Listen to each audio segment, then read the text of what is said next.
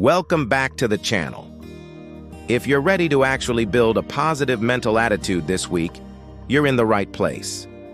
Today, we're cutting through the noise and focusing on 3 proven steps for cultivating positive thinking and mental resilience that can change everything. Mental resilience isn't some magical trait you're either born with or not. It's a skill.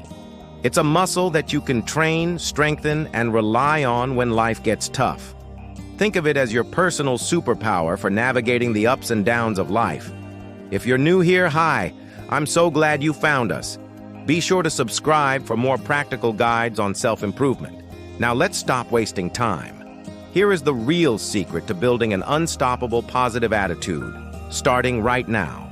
It all begins with understanding that you have more control over your internal world than you might think. This isn't about ignoring problems. It's about building the strength to face them head-on and come out stronger on the other side. This is your complete guide, your roadmap to making that happen. So let's dive into step 1, the foundation of cognitive reframing.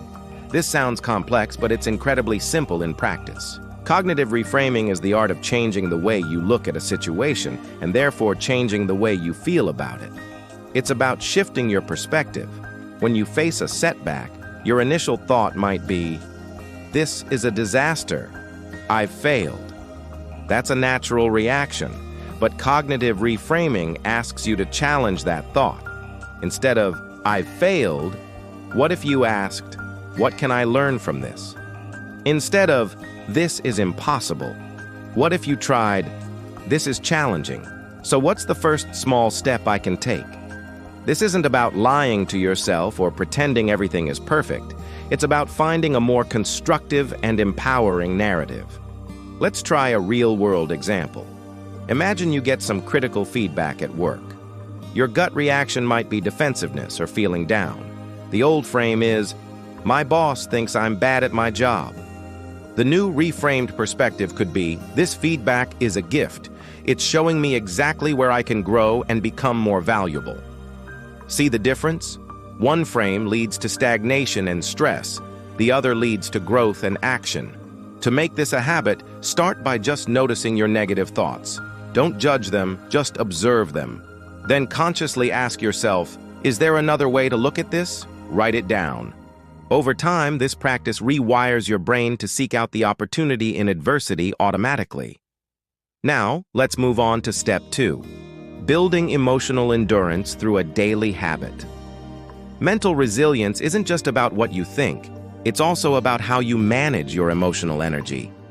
Emotional endurance is your capacity to withstand stress and emotional pressure without getting completely depleted. The best way to build this is through consistent, small, positive actions.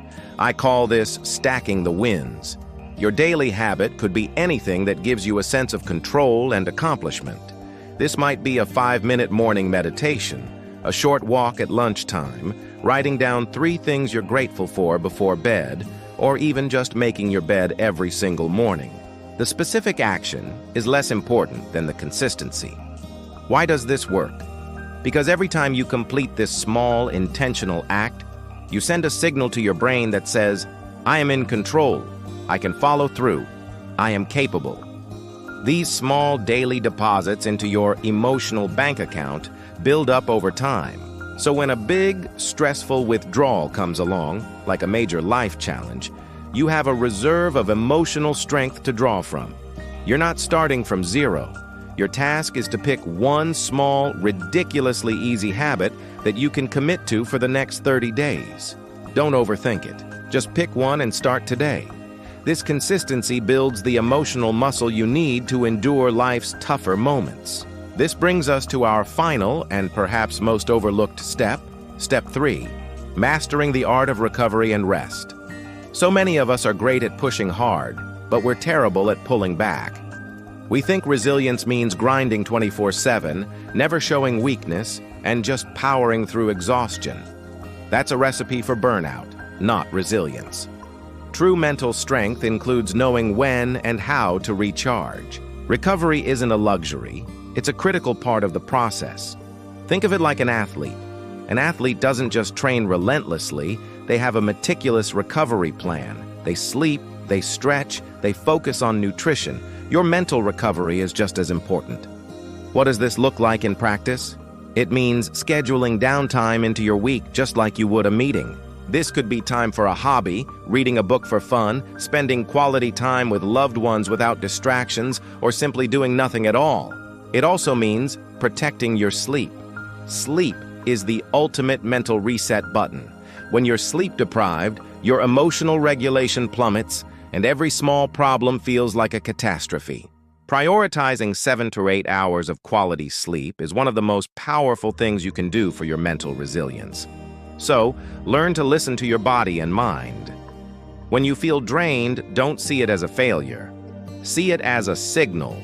It's your cue to engage in active recovery so you can come back refreshed, focused, and ready for whatever comes next. Rest is not quitting. It's strategic recharging. So let's quickly recap our 3 proven steps to building mental resilience. First, we practice cognitive reframing, actively choosing to find the lesson or opportunity in every challenge. Second, we build emotional endurance through a small, consistent daily habit that proves to ourselves that we are capable and in control. And third, we master the art of recovery and rest, understanding that strategic downtime is what fuels our strength, not a sign of weakness. Building mental resilience is a journey, not a destination. It's about integrating these practices into your life so they become second nature. You won't be perfect, and that's okay. The goal is progress, not perfection. Start small, be kind to yourself, and remember that every single step you take is building a stronger, more resilient you. You have the power to transform your mindset and overcome whatever life throws your way. Thank you so much for watching and investing this time in yourself. If you found this guide helpful, please give this video a thumbs up and share it with someone who might need it. And if you haven't already, make sure to subscribe so you don't miss our next video. We'll see you in the next one. And remember, your mindset is your superpower.